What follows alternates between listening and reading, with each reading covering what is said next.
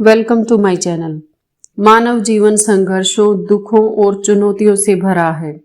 जब जब इंसान अपनी सीमाओं से परे जाकर सहायता की तलाश करता है, तब दिव्य शक्तियां उसे सहारा देती हैं।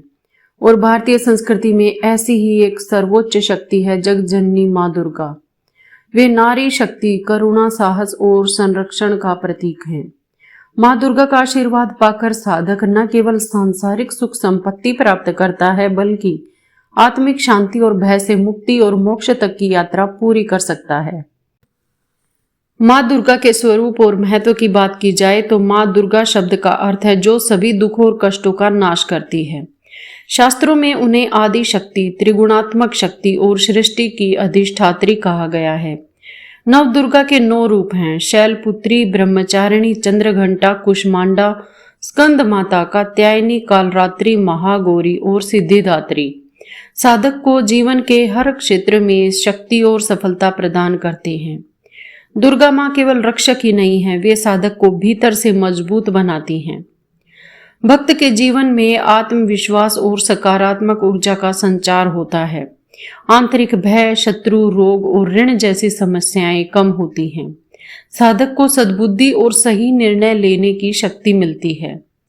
आध्यात्मिक दृष्टि से दुर्गा की भक्ति साधक को अहंकार से मुक्ति और आत्मसमर्पण की राह पर ले आती है। आशीर्वाद पाने के लिए हमें बहुत सी तैयारियां करनी चाहिए, जैसे कि शुद्ध मन और आचरण। आशीर्वाद तभी मिलता है जब मन निर्मल हो और आचरण सात्विक हो। असत्य, हिंसा और छल से बचना बहुत आवश्यक है। सात्विक आहार का सेवन करना चाहिए। माँ दुर्गा को सात्विक आहार प्रिय है।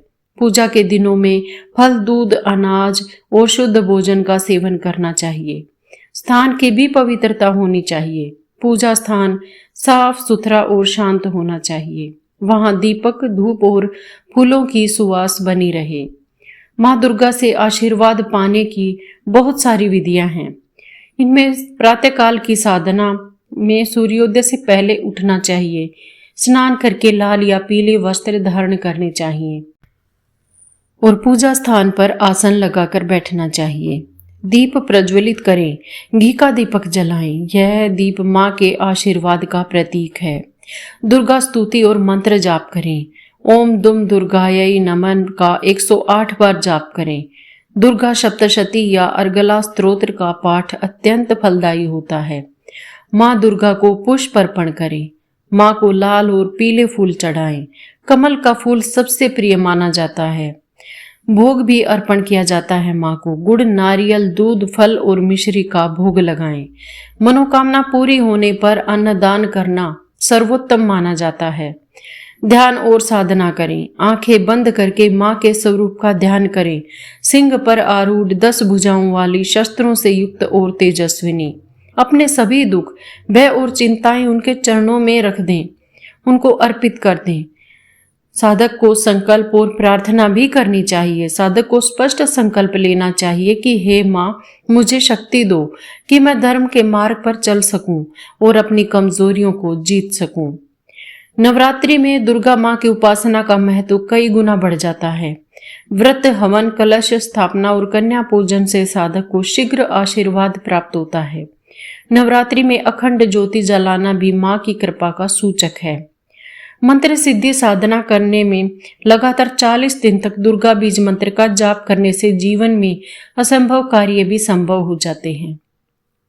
माँ की प्रतिमा या यंत्र पर त्राटक करने से एकाग्रता और मानसिक शक्ति बढ़ती है। 9 कन्याओं का पूजन करके उन्हें भोजन और वस्त्र अर्पित करना माँ दुर्गा को बहुत प्रिय है। और रात्रि में स्नान करके ओम ऐं ह्रीं क्लीं चामुंडाय विच्चे मंत्र का जाप अद्भुत फल देता है।